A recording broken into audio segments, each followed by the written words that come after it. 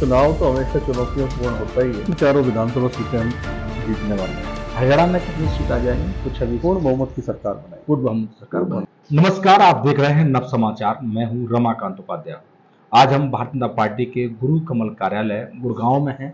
हमारे साथ में भारतीय जनता पार्टी के जिला अध्यक्ष कमल यादव मौजूद हैं।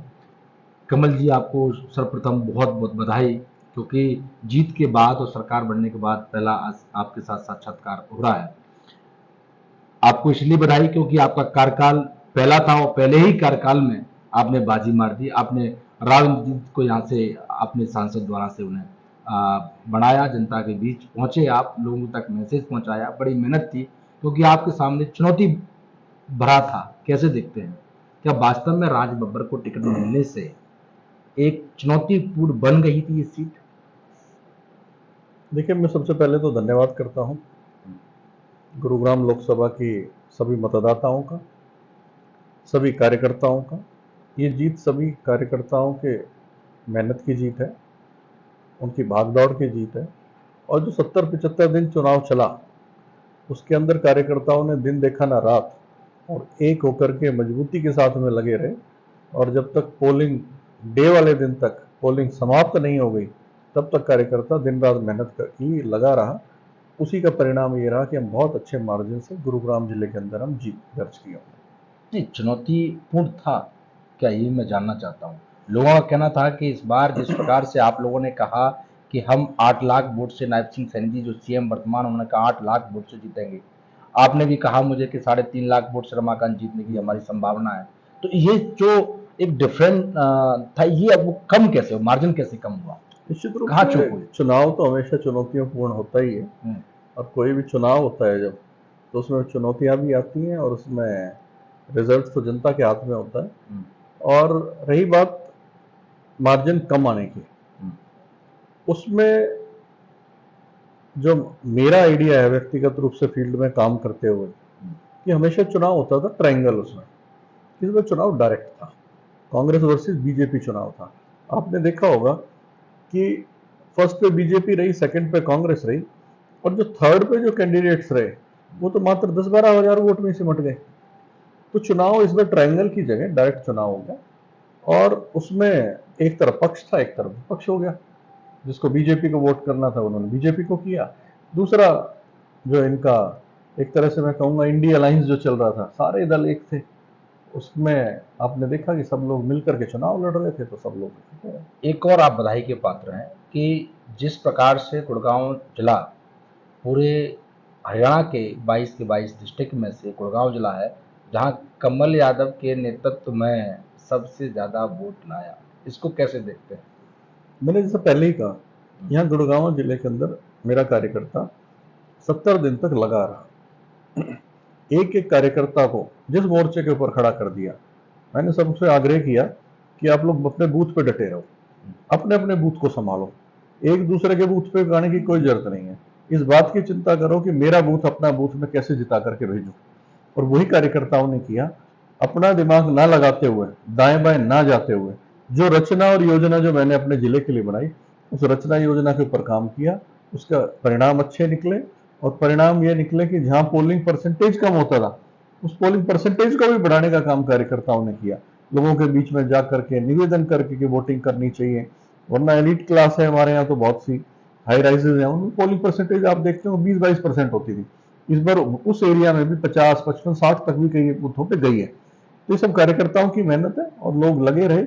और देखिए, मोदी जी के काम को, विकास को वोट फिर से तीसरी बार जो चुन करके राव इंद्रजीत सिंह जी यहाँ से गए हैं, भारतीय जनता पार्टी के काम की बदौलत गए हैं, कार्यकर्ताओं की मेहनत की वजह से।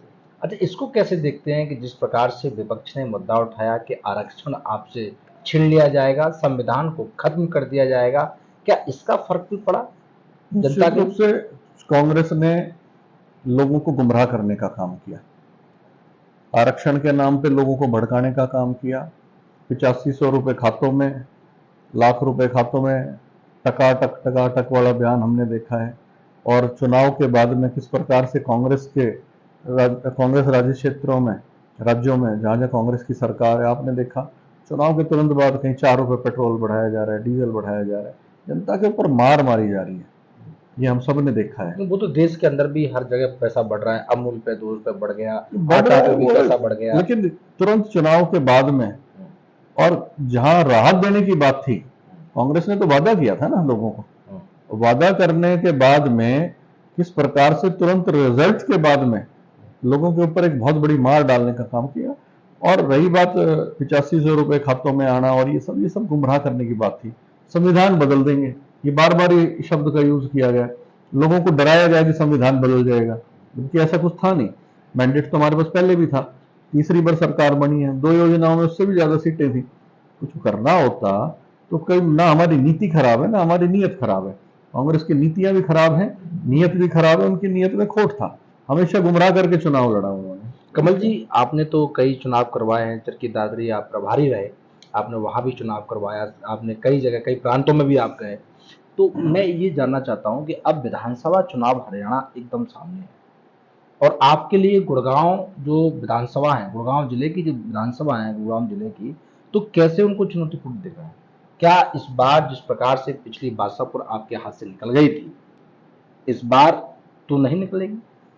चारों की चारों विधानसभा सीटें हम जीतने वाले हैं जी। आपने देखा होगा लोकसभा चुनाव में भी हमने जीती है, हम्म, और विधानसभा चुनाव के लिए भी हम लग चुके हैं। हम्म, और एक एक कार्यकर्ता इस बात का सुनिश्चित करेगा कि मैं अपने बूथ से पार्टी को कैसे जिताऊं। और इसी पैटर्न के ऊपर, जैसे हमने लोकसभा में काम किया था, इसी पैटर्न के ऊपर विधानसभा में काम करेंगे, और चारों की चारों विधानसभा की सीटें भारतीय जनता पार्टी की झोली में जाएगी।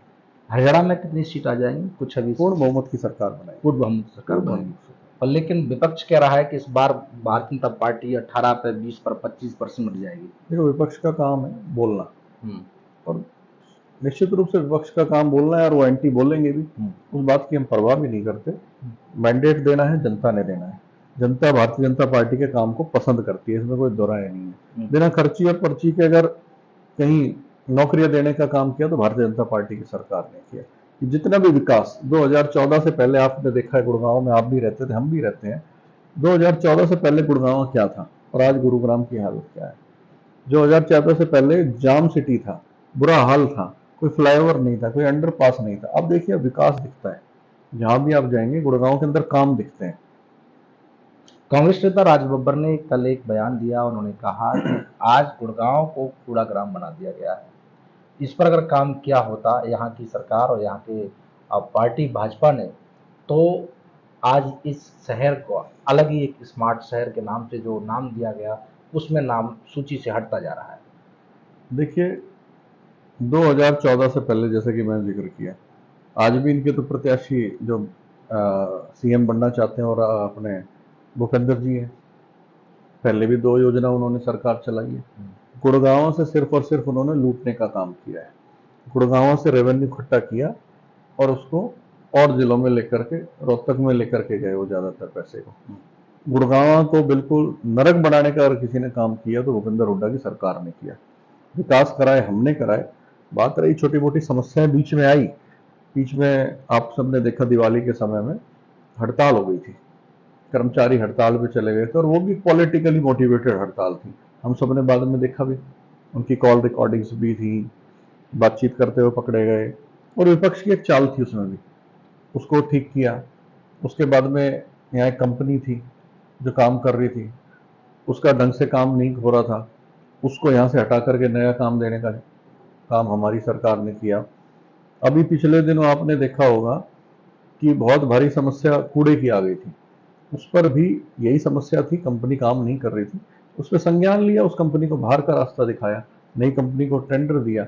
आज आप देखेंगे गुड़गांव के अंदर काफी बदलाव है। जो पिछले दिनों, पिछले 15-20 दिन पहले कूड़े की हालत थी, आज वो नहीं है स्थिति, और आने वाले समय में और सुधार होने जा रहा है। एक सबसे बड़ी चुनौती आपके सामने विधानसभा से पहले और है, जो कि गुड़गांव का चिकित्सालय, उसको लेकर कई बार उसका, जैसे पहले उसको तोड़ा जाता है, फिर उसका बजट पास होता है, फिर उसके बाद में वहाँ पर सर्वे किया जाता है। राव इंद्रजीत साहब उस समय जाते भी हैं, देखते भी हैं, आपने भी उसको देखा है। तो अब उस पर क्या आप लोगों का आगे का स्टेप है?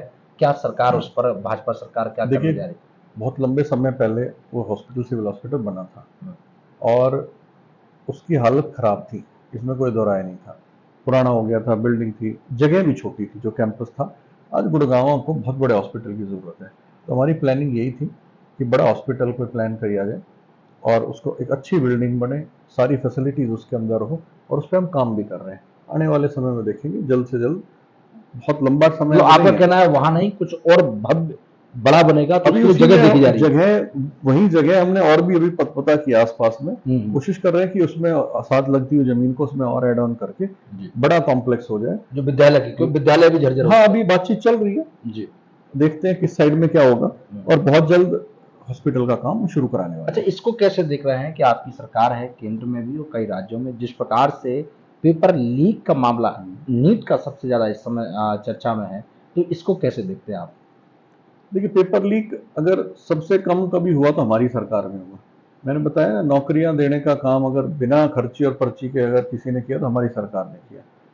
और जब जब पेपर लीक हुआ तो हमने उसको एग्जाम को होने नहीं दिया, किसी का नुकसान नहीं होने दिया, तुरंत एग्जाम को रद्द किया और उसकी अलग डेट रखने का काम हमारी सरकार ने किया। और पिछले दिनों आपने देखा होगा, हमारी सरकार के दौरान बहुत से लोगों को जो इस गिरोह में जो लगे हुए थे, आज से नहीं लगे, तो बहुत लंबे समय से बहुत लंबा गिरोह ये चला हुआ था, पकड़ने का काम किया है ऐसे लोगों को, उन पर अंकुश लगाने का काम किया तो हमने ही वो किया है। और बहुत से लोग आज जेल की सलाखों के पीछे भी हैं। तो क्या लग रहा है, जिस प्रकार से कल यूसीजी नेट का भी एग्जाम रद्द हुआ है, तो क्या ऐसे नीट का भी रद्द होगा? इस पे एक बार सरकार इस पे संज्ञान लेगी कि किस लेवल पे अभी क्या है, इस पे अभी जांच बैठी हुई है और बातचीत करके ही पता चलेगा। इसमें भी मेरे नॉलेज में इतनी बासापुर की जनता चाहती है कि कमल यादव चुनाव लड़ें। कई लोगों से हमने जानकारी ली, तो क्या लगता है कि आप चुनाव लड़ेंगे इस बार बासापुर से? देखिए, भारतीय जनता पार्टी का सिपाही हूँ, भारतीय जनता पार्टी मेरे लिए जो तय करेगी उसके लिए मैं तैयार हूँ। पार्टी मुझे चुनाव लड़ाएगी, ऐसा मेरा मानना है, और मुझे लगता है कि पार्टी को मुझे इस बार चुनाव लड़ाने मुझे मौका मिलेगा, तो उसकी मैं तैयारी भी कर रहा हूँ। जी। हमारे साथ में कमल यादव जी मौजूद थे, जिस प्रकार से उन्होंने कहा कि आज गुरुग्राम को जो मिलना चाहिए था उसको भारतीय जनता पार्टी सरकार समय पर दे रही है। विपक्ष का काम है आरोप लगाना, और वो आरोप लगाते आए हैं, उनका काम है, वो अपना काम कर रहे हैं। आने वाले विधानसभा चुनाव में भारतीय जनता पार्टी पूर्ण बहुमत की सरकार प्रदेश के अंदर बनाने जा रही है। उन्होंने कहा है कि हम अब और ताकत से जो चुनौतियां हमारे सामने आ रही हैं उनको भी हम सब हमारे भारतीय जनता पार्टी के कार्यकर्ताओं की जो मेहनत है, जिस प्रकार से उन्होंने लोकसभा चुनाव जिताया, वो सभी उसके बधाई के पात्र भी हैं, उनका धन्यवाद भी किया है। साथ में उन्होंने कहा है कि अब विधानसभा चुनाव है, मैं पार्टी का सिपाही हूँ, और पार्टी अगर मुझे टिकट देती है या जिम्मेदारी लगाती है तो मैं चुनाव लड़ूंगा और बासापुर विधानसभा जीतेंगे। देखना होगा, चुनाव का समय अभी बकाया है, किसको टिकट मिलती है। जब तक के लिए देखते रहें नव समाचार, बेबाक खबर, हर समय। धन्यवाद।